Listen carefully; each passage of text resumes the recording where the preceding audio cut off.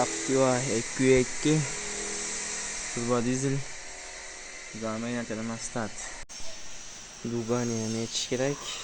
Duga yo'lda bitta, yo'lda ikkita bolt, bitta 12, bu yerda ikki tomonda to'rttadan boltlari bor. Mana uni yechiladi. Shteklar uziladi, tros uziladi. Bundan dugani komplet olsa bo'ladi.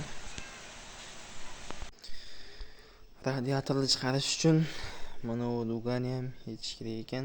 Yechmaguncha chiqmas ekan.